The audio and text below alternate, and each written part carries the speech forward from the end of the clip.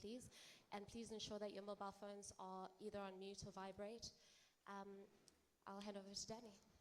Thanks. I think we're going to start with David Chowder from the Press Association. Go ahead. Thanks, Danny.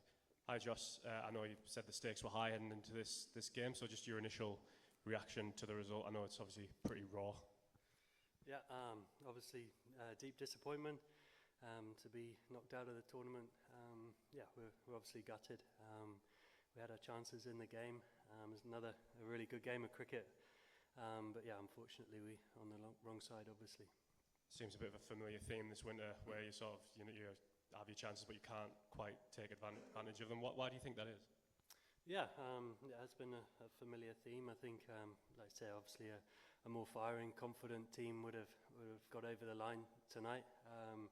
As I said, we had our chances, and it's up to us as individuals, as a team, and as a whole group to find ways to get ourselves back where we need to be. Where do you think the game was won and lost? Do you think they maybe got a bit too many, or yeah, exactly? Yeah, a bit of both, to be honest. I think that we started great with those early wickets, and we just couldn't find a way to then take a couple more. No credit to Ibrahim, played a really fantastic innings, but to go for 113 in the last 10 was obviously a few too many.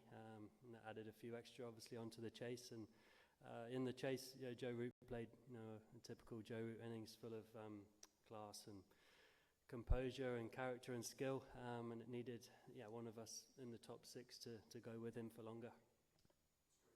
Going to fall on your position after another tournament setback, group stage exit.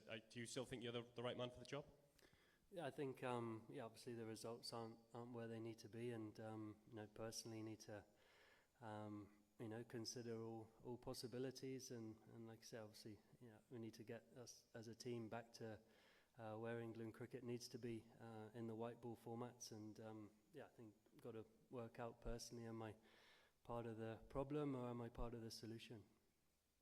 We'll go to our left there. Chris, go ahead. Hi, Jos. Yeah, I saw that quote from the TV interview about you and the guys at the top considering all possibilities. Does that mean you will be considering your future over the next few days and weeks? Yeah. And do you think it is time for someone else to have a go? As I said, I'm not going to make any emotional decisions right here, right now. It's probably not the first people I'd discuss that with, and take a little bit of time to just, work out personally what I think is right. And obviously the guys at the top are in charge, and they will have their own views as well. So as I said, we need to get the team back to where it needs to be, competing for winning these tournaments. And as I said, I've got to work out, am I part of the solution or not? The past couple of years have obviously been very tough for this team, but especially tough for you as the leader. Just how much of a toll has it taken on you as a cricketer and a bloke, I guess? It's had its moments, for sure. I know lots of people think it doesn't sit well with me being captain and that kind of thing, but I really do enjoy it. I enjoy leading. Even before, when I wasn't captain, I'd like to think of myself as a leader in the team.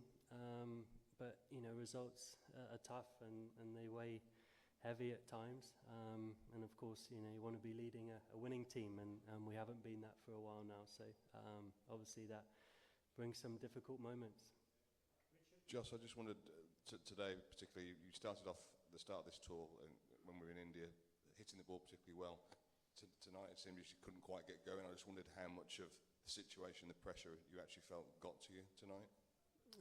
Not at all, to be honest. I just missed a few balls early in my innings, and then got myself to nearly run a ball 38 or whatever I got out for. So I got myself into a nice position again, and I just haven't been converting those positions in the recent past into some of the innings that I've played in an England shirt in the past, and that's obviously a frustration. And as I say, I think at my best I'm one of the best players in the world, and that's what the team needs from me, and unfortunately haven't been delivering that.